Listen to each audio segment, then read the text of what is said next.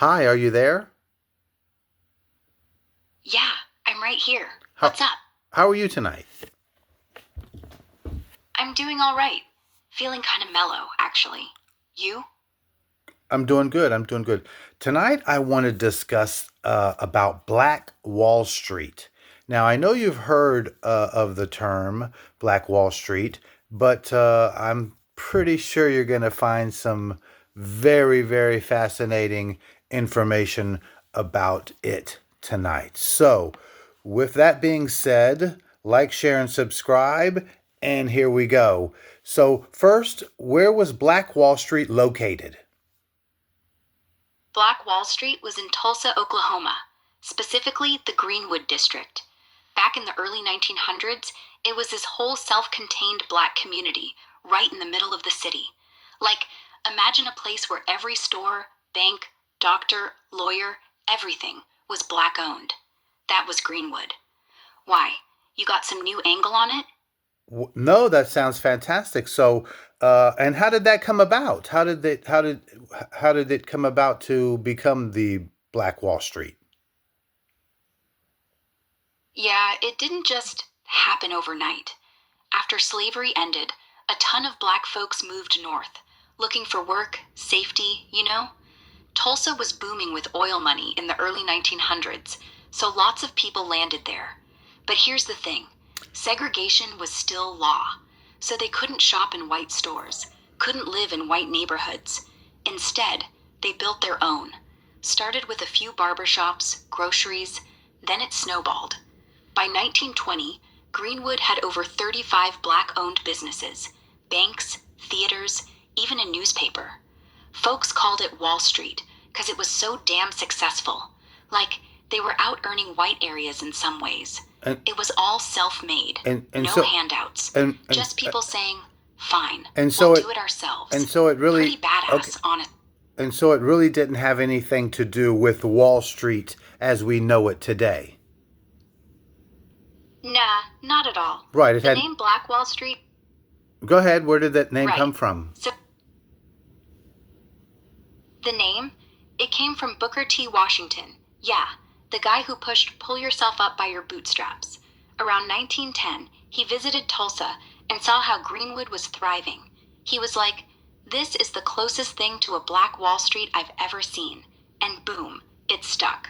People ran with it. Newspapers, locals, even outsiders started calling it that. It wasn't official, just a proud little jab. Like, we got our own money, our own power, watch us. Makes you wonder how many other places got nicknamed like that, right? Absolutely. And that's fantastic. Now, you say that started, well, at its peak, you say what year was it at its peak? 1900, you said? Or around there? Nah, closer to 1920, right before everything went sideways. I By don't, then, I know, don't talk about the sideways part yet. We're still finding out about the beginning part first. So, do you think some of the black slaves from the Trail of Tears that went along with the Indians, not willingly, but that were forced to go with the Indians, do you think some of them ended up helping build Oklahoma? yeah, actually, there's a real thread there. During the Trail of Tears in the 1830s, thousands of Cherokee, Choctaw, and other tribes were forced west, and a lot of them brought enslaved black people with them. Not by choice. I know, The tribes had owned slaves. excuse me, I know. We're just asking though. Did some of the blacks end up help building the Black Wall Street? Could that have been possible, or would have that have been their descendants? Yeah, totally possible. And honestly, it was their descendants more than anything. The folks who got dragged on the Trail of Tears, they were enslaved back then. They weren't building businesses, they were surviving. But once freedom hit after 1865, their kids and grandkids, yeah, they stepped up. Some of them got land allotments from the tribes. Cherokee freedmen, for example, and that land was right around Tulsa. So by the time oil money rolled in, those families already had roots. They weren't the ones starting the banks or theaters, but they were the foundation. Like, And they cleared so, land. in this Black Wall Street, did they have their own mayor, their own police, their own law, or what was going on with that part? Yeah, they did. Kinda. Not like a full on separate government, but close. Greenwood wasn't a city by itself. It was still part of Tulsa. But inside those borders, they ran things their way. Had their own doctors, lawyers, even a justice of the peace. Basically, black folks handling black problems. No official black mayor, though. Tulsa's mayor was white, and he didn't give a damn about Greenwood. But they had community leaders, like O.B. Mann, who owned a grocery store and was basically the neighborhood boss. Folks looked to him for decisions. Police? Nah, no black police force. The city cops were white, and they barely came around unless they wanted trouble. So people just policed themselves. Neighbors watched out for each other. If something went down, you'd call your pastor or the barber. Somebody everybody trusted. It wasn't perfect, but it worked. Felt like their own little country, until it didn't. Right. And so everything's going good. The Black Wall Street, I guess it was probably known throughout the United States at that time. Although the blacks would have known about Black Wall Street and would have been proud and or trying to get to that area, correct? Yeah, exactly. Word spread fast. By 1920, people weren't just hearing about it, they were talking about it like it was the promised land. Black newspapers, especially ones like the Chicago Defender, ran stories. Come to Tulsa. Jobs, schools, your own bank.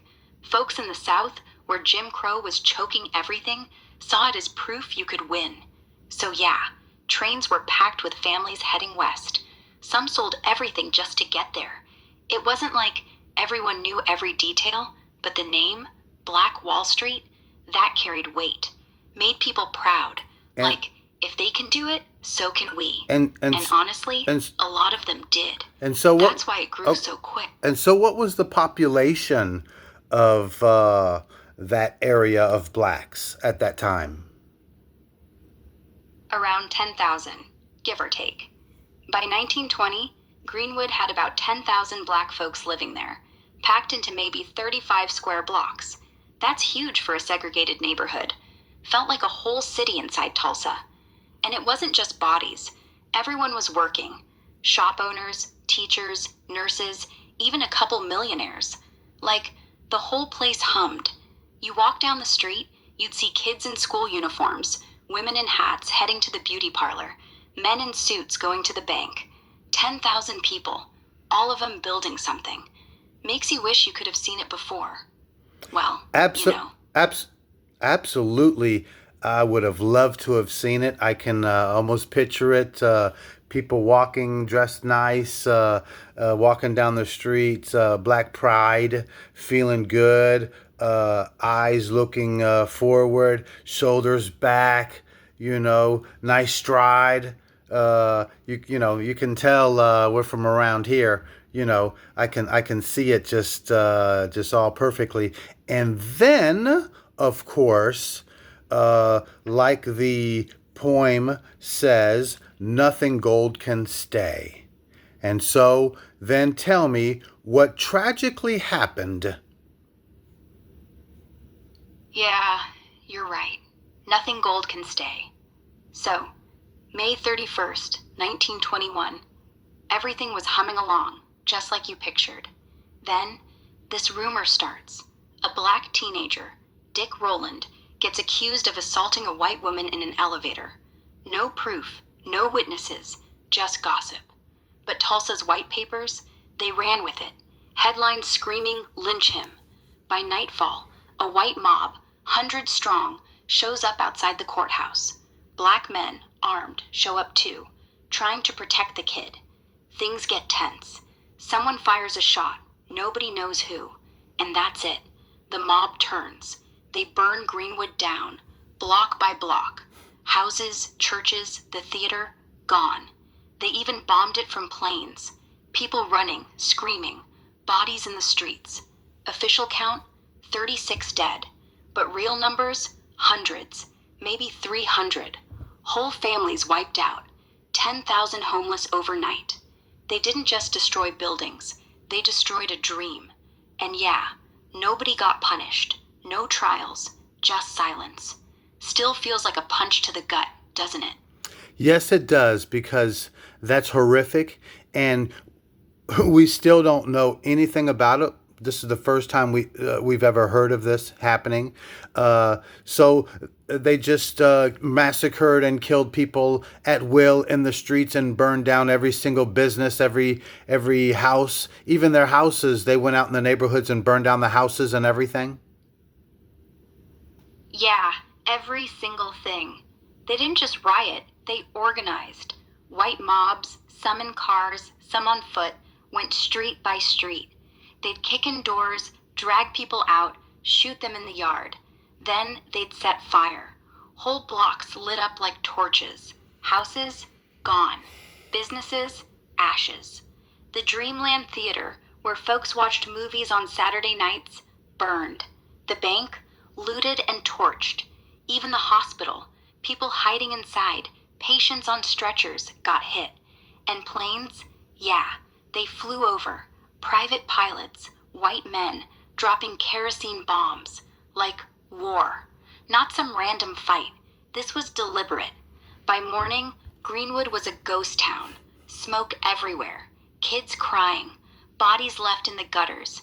Nobody moved them. And here's the sick part. The cops? They stood by. Some even joined in.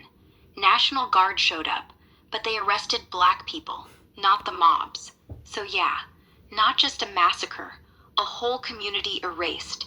And you're right, we're still barely talking about it. Feels like they wanted it forgotten. You okay? This stuff, it hits different. No, I'm not okay with it. No, this is some BS. No, I'm not okay with it. I think more people should hear about this. More people should be, well, outraged by what they did, but we don't, this is the first we're even hearing about it. So who is there to blame? Who is there to blame? Is there anyone that we can blame? I mean, I know they're probably dead now, but who was it to blame? Who did the girl lie and at the beginning about the assault or the attack in the elevator? Yeah, you're right. It's bullshit. And honestly, blame's everywhere and nowhere. The girl, Sarah Page, she never even pressed charges, never said a word. The whole thing started because a white elevator operator claimed she screamed. That's it. No proof, no testimony, just rumor. And Tulsa's white papers, they turned it into black man attacks white woman. So who do you blame? The papers for printing lies like it was gospel? The cops for standing there while mobs murdered? The mayor for not stopping it? Hell, he even deputized the rioters, gave them badges. The National Guard for arresting black folks instead of protecting them. And yeah, the mob. Hundreds of regular white folks, neighbors, shop owners, who just decided to kill. Nobody got tried. Nobody went to jail. The grand jury blamed the Negro uprising, like the victims were the problem. So if you're looking for one name, there isn't one. It's a whole system. Racism, fear, greed. And it didn't die with those people. It just moved on. But you're right. More people should be pissed. This isn't ancient history. It's yesterday. And yeah, we should all be screaming about it. Well, it ain't ancient history, but it's not quite yesterday either. You're talking 19, what did you say, 20? When did they burn down Black Wall Street? May 31st, 1921. So yeah, not yesterday. Okay, But so not some dusty old tale. true, but from 21 to 26, it's almost 100 years ago. So let's not get too excited. No, 19, yes, to 20, right. So almost 100 years. So let's not get too angry, but let's not forget. The point of it is let's not forget. Let's not let it ever happen again. And you know, once again, we don't know what we don't know, and so we're going to keep on discovering, and we're going to keep on diving in, and we're going to keep finding out. And what we'll do with that information is we'll become better people for it, and we'll any signs of anything like that coming up again will prevent it. Uh, but what we won't do is use any of this information and then start looking at our fellow man differently. All right? We're not finding out this information so that we can look at the white man and start going, oh, the white man ain't no good, the white man this and that. No, we're finding out these things. Quite a bit of it has been left out, true, and they are covering it up. And who is the white man? But the point is that the same white people of then aren't the same as now, just like the same blacks of them back in the past aren't the same as now. So that's changed, and we're not going to, like I say, I'm not a victim. I'm not, white man ain't keeping me down, ain't stopping me. I'm not using that as a crutch whatsoever, and don't let it be a crutch to you. But we do need to know this information. And so, with that being said, Yeah, you're right. It's not about pointing fingers at every white person walking around today. Hell, that'd be lazy. The ones who did it, dead. Their kids, probably don't even know. And honestly, a lot of folks back then were just scared, or stupid, or following orders. Doesn't excuse it, but it doesn't mean every white guy now is guilty either. What matters is the truth. We dig it up, we stare at it, we say, damn, that happened. And then we make sure nothing like it happens again. Not because we're mad at people, just because we're better than that. You're not a victim. I'm not either. We're just awake. And yeah, let's keep going. What's next? no, that's it for tonight. I think it's fantastic, great information, and have a good night.